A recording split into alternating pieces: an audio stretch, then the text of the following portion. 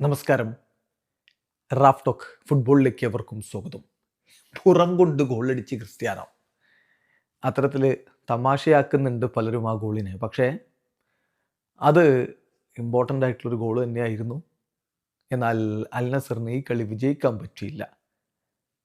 Saudi pro ലീഗിൽ ആദ്യത്തെ 10 മത്സരങ്ങളും വിജയിച്ച് അപരാജിത കുതിപ്പ് നടത്തിയ വിന്നിംഗ് സ്ട്രീക്ക് നടത്തിയ അൽ നസറിനെ ജോർജിനോ വൈനാൾഡുമിൻ്റെ ഇരട്ട ഗോളുകളുടെ ബലത്തിൽ അൽ ഇത്തിഫാക്ക് സമനിലയിൽ പിടിച്ചു. ഇപ്പോഴും അപരാജിത കുതിപ്പ് തന്നെയാണ്, പക്ഷേ വിന്നിംഗ് സ്ട്രീക്ക് അവസാനിച്ചിട്ടുണ്ട്. അതേസമയം പോർച്ചുഗലിന് വേണ്ടി ജാവോ ഫെലിക്സും ക്രിസ്ത്യാനോ റൊണാൾഡോയുമാണ് ഗോളുകൾ കണ്ടെത്തിയത്.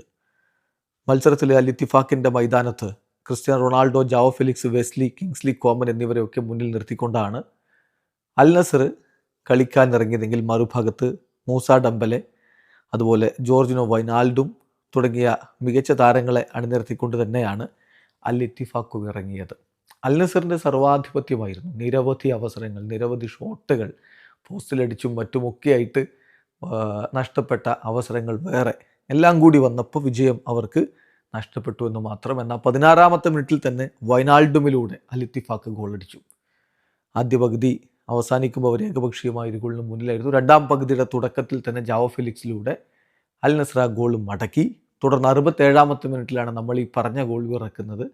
പെനാൾട്ടി ബോക്സിൽ ഉണ്ടാകുന്ന ഒരു കൂട്ടപ്പൊരിച്ചിൽ, അതിനിടയ്ക്ക് CR7 വീഴുന്നു. പിന്നെ അദ്ദേഹം എഴുന്നേറ്റ് നിൽക്കുമ്പോഴേക്കും മറുഭാഗത്ത് ഫെലിക്സിൻ്റെ ഷോട്ട് വന്ന് അദ്ദേഹത്തിൻ്റെ പുറത്ത് തട്ടി ഡിഫ്ലക്റ്റഡ് ആയിട്ട് വലയിലേക്ക് കയറുകയായിരുന്നു. ക്രിസ്ത്യാനോ പോയിട്ട് ആ ഗോളിന് സെലിബ്രേഷനൊക്കെ നടത്തുന്നുണ്ട്. ഏതായാലും അദ്ദേഹത്തിൻ്റെ ആ ഗോൾ അൽ നസറിന് ലീഡ് നേടിക്കൊടുത്തതാണ്. പക്ഷേ കളിയുടെ അവസാന ഘട്ടത്തിൽ വീണ്ടും 80-ാമത്തെ മിനിറ്റിൽ വൈനാൾഡും ഗോൾ അടിച്ചതോടെ അൽ ഇത്തിഫാക്ക് സമനില പിടിക്കുകയായിരുന്നു.